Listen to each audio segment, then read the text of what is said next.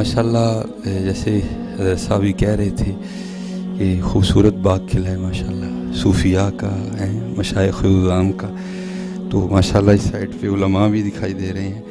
तो मेरी बात ज़रा थोड़ी याददाश्त कमज़ोर है मुझे नाम नहीं याद रहते। तो माशाल्लाह सारे मेरे सर का ताज है। तो क्योंकि वक्त भी काफ़ी हो चुका है, तो मैं बस जो है ना वो आप सबको सबक ही सुनाना है। तो दुआ बस कीजिएगा कि अल्लाह करम करे। बस आप सबसे एक ही गुजारिश है कि किसी भी दोस्त ने पैसे फेंकने के लिए नहीं उठना, ठीक है जी। अल्लाह आपको जनाब इससे डबल अनायत फरमाए। लेकिन जो अदब है ना वो बड़ा ज़रूरी है। हुज़ूर नबी अलैहिस्सलाम का ये बड़ों का नाम लिया जा रहा हो तो सबसे अच्छी बात ये है कि बस बैठ के सुनो उसको। हाँ, अगर दिल कर भी रहा है तो बड़े तरीके से उसको चला दो आगे, लेकिन बस जो है ना वो बैठ के अदब सबसे पहले है। बाकी जो है ना वो बात की है, क्योंकि हज़रत किताबों में भी बड़ा कुछ पढ़ा, लेकिन इस नालायक ने अपनी आँखों से भी बड़ा देखा है। तो अब बस कुछ और ही दिल करता है हज़रत जी। ये नहीं को हज़रत साहब बैठे हैं तो मैं इसलिए बात कर रहा हूँ, मेरा मिजाज नहीं इस तरह का हज़रत जी, लेकिन जो सच है मैं वो बयां कर रहा हूँ कि हमारे शहर सियालकोट में ना मेरे बड़े मोहतरम हैं सेठ इब्राहिम साहब उनका नाम है, और ग्लोरियस के नाम से माशाल्लाह सियालकोट में उनकी बहुत बड़ी फर्म है। तो जो उनके वाले साहब थे ना वो हुज़ूर पीर सैयद नसीब अली शाह साहब के मुरीद थे रहमतुल्लाह तआला। तो बड़ी गुर्बत थी उस घराने पे, मैंने तो देखा ना, बड़ों से भी सुना। तो उनको हज़रत ने एक मेरा ठियानी शायद अनायत फरमाई थी। तो अक्सर रो के कहते हैं यार तीसरी नस्ल है साढ़े को ठियानी नहीं मुकी है। तो क्योंकि हज़रत जी या नबी नबी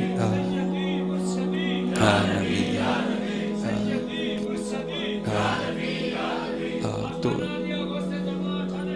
माशाअल्लाह, तो जो आप फेंकोगे वो तो मुक जाने हैं। अब बस दिल करता है कि यार कि तो कुठियानी मानवी लग जाए। भाई ज़रूरत तो हमें भी है ना, मैं कहूँ मुझे नहीं है ज़रूरत, मुझे भी है, लेकिन बस अब किसी से आस उम्मीद नहीं है। बस झोली दर रसूलुल्लाह पे फैलाई है देखो। और हमने सुना है कि बुज़ुर्गों से कि कभी तो साहिब पूछेंगे कौन खड़ा दरबार हमारे।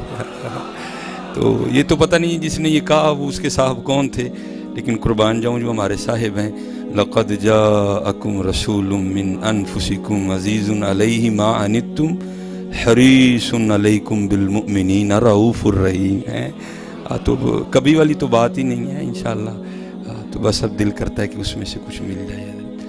मैं एक दफ़ा लाहौर तकरीर करने जा रहा था, तो तब मेरे पास मेहरान गाड़ी होती थी, तो मैं अकेला ही था। मुझे अकेले जाने में बड़ा मज़ा आता है, क्योंकि मैंने सुना है जब बंदा अकेला होता है तो फिर साथ बड़े और होते हैं। तो जब कोई हो तो सुना फिर वो नहीं होते इधर। तो इसलिए मुझे अकेले जाने में बड़ा मज़ा आता है। अल्लाह जो मेरे पीर व मुर्शिद है मुझे सख्त नाराज़ होते हैं कि कल ना जाया कर। तो बस मुझे जब बंदा अकेला होता है ना फिर साथ पता नहीं कौन कौन होता है इधर। तो फिर जब कोई होता है तो फिर कौन नहीं होता इधर। तो वो मैंने जब मुरीद का क्रॉस किया ना, तो आगे एक बड़े नहीफ़ो नज़ार से बाबा जी खड़े थे। तो आपको पता है कि मुरीद के वाला रोड जो मेन है उसको क्रॉस करना कोई बच्चों का खेल नहीं है, बड़ी ट्रैफिक चल रही होती है, बड़ी रफ्तार पर गाड़ियाँ गुजरती हैं। तो मेरी नज़र पड़ी तो मैंने साइड पे मेहरान खड़ी की, तो मैंने बाबा जी का हाथ पकड़ के ना तो उनको जो है ना मैंने उस सड़क क्रॉस करवा दी। तो पता नहीं दिल में क्या ख्याल आया कि मैंने एक शायद 1000 था या 500 का नोट निकाल के ना तो मैंने बाबा जी को पेश किया। तो मुझे नहीं था पता कि ये वो हैं जिनके लिए गालिब ने कहा था बदल कर भेष फ़कीरों का गालिब तमाशा अहले करम देखते हैं। तो मैंने समझा बाबे दा भैड़ा जिहा लाचा है, भैड़ा जिहा कुड़ता है, लेकिन इतनी थी नहीं ना कि अंदर भी देखता कि अंदर क्या क्या चल रहा है हज़रत जी। ज़ाहिर आँखों का तो अंधा ही हूँ ना हज़रत जी। तो मैंने बाबा जी को ना वो 1000 पेश किया हज़रत। तो बाबा जी की कैफियत बदल गई। तो उन्होंने पता क्या किया, वो हाथ में 1000 का नोट रख के ना उसको इस तरह किया और फूक मारा, तो मट्टी बन के उड़ गई सारी है।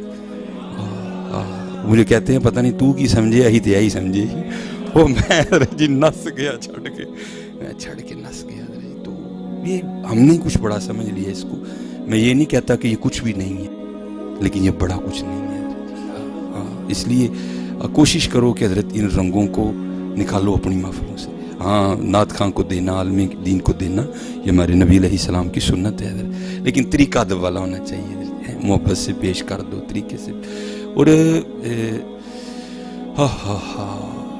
داتا حضور رحمۃ اللہ تعالی علیہ فرماتے ہیں آپ کے پیر و مرشد حضرت شیخ ابو الفضل ختلی رحمۃ اللہ تعالی علیہ، آپ فرماتے ہیں حضرت کے فقر کا یہ عالم تھا کہ آپ کے کرتے کو اتنے پیواندے لگے تھے، اصل کرتا ختم ہو گیا تھا، پیواندی رہ گئے ہوئے تھے حضرت شیخ ابو الفضل ختلی۔ اور میں کہتا ہوں یار کیا ہوں گے ابو الفضل جنہوں نے سید علی بن عثمان اجویری بنائے، حضرت کیا مقام ہوگا۔ تو یہ داتا حضور کشف المعجوب میں لکھتے ہیں اپنے ایک پیر بھائی کے حوالے سے کہ کہتے ہیں مجھے بس کوئی سلسلہ تھا تو میں نماز فجر پڑھنے کے بعد نا تھوڑا میں بیمار ہو گیا، تو حکیم نے کہا کہ وہ پتے لے کے آنے ہیں جن پہ اوس پڑی ہو، جیسے تریل پئی ہو۔ تو کہتے ہیں میں درخت پہ چڑھ کے نا تو پتے توڑ رہا تھا، تو ادھر سے حضرت شیخ ابو الفضل ختلی رحمۃ اللہ تعالی علیہ آ گئے۔ تو ظاہر ہے حضرت جی اگر آپ بھی درخت پہ چڑھے ہوں اور حضرت تشریف لے ہیں تو آپ نے بھی چھپنا ہے کہ حضرت صاحب نے کہنا ہے یہ تو سرے سرے درخت پہ چڑھ کے کی کرنے ہیں۔ تو کہتے ہیں میں نے بھی خود کو پتوں میں چھپایا کہ حضرت مجھے دیکھ نہ لیں، لیکن کہتے ہیں جب حضرت میرے قریب آئے نا تو میں نے حضرت کی آواز سے جان لیا کہ حضرت اس وقت اپنے حال میں نہیں ہے۔ سیو نہیں میں رانجھا سدو ہیر نہ کھو کوئی، رانجھا رانجھا کر دی میں آپ پہ رانجھا ہوئی۔ کہتے ہیں میں سمجھ گیا کہ اس وقت ہیر نہیں ہے، اس وقت کچھ اور ہی ہے۔ اچھا کہتے ہیں جب حضرت میرے قریب آئے نا تو حضرت کی یہ آواز میرے کانوں میں پڑی، کیا عرض کرتے ہیں، کہتے ہیں یا اللہ پورا 1 سال گزر گیا، تو نے مجھے 1 درہم بھی عطا نہیں کیا، میں نے بھی نہیں مانگا ہے، لیکن یہ ہے کہ اب میرے بال اتنے بڑھ گئے ہیں کہ اگر میں کٹواؤں گا نہیں نا تو تیرے محبوب کی شرح ٹوٹ جائے گی، تو میں اپنی ذات کے لیے نہیں مانگتا، اس لیے 1 روپیہ دے دے تاکہ میں اپنے بال کٹوا لوں۔ تو داتا صاحب کہتے ہیں کہ جب حضرت شیخ ابو الفضل ختلی رحمۃ اللہ تعالی علیہ کی زبان سے یہ مصرع ادا ہوا نا تو حضرت اس درخت کے نیچے آ چکے تھے جس کے اوپر میں چڑھا ہوا تھا، وہاں آ کر یہ فکر ادا ہوا میں اپنی ذات کے لیے نہیں مانگتا، کیونکہ ہمارا مسلک یہی ہے جیو میرے دکھ وچ راضی میں سکھ نو چلے پاواں۔ ہاں حضرت مولا علی مشکل کشا رضی اللہ تعالیٰ عنہ کوفے کے بازار میں تلوار لہراتے ہوئے پوچھ رہے ہیں ہے کوئی علی سے یہ تلوار خریدنے والا؟ اگر علی کے پاس اپنا تیبند خریدنے کے پیسے ہوتے تو علی کبھی یہ تلوار نہ بیچتا حضرت۔ ہاں کیا حضرت پیسے نہیں تھے؟ کلما دخل علیہا زکریا المحراب وجد عندها رزقا قال یا مریم انا لکی ھذا قالت هو من عند اللہ ان اللہ یرزق من یشاء بغیر حساب۔ اگر حضرت مریم کے لیے پھل آ سکتے ہیں تو کیا مولا علی کے لیے تیمد نہیں آ سکتا؟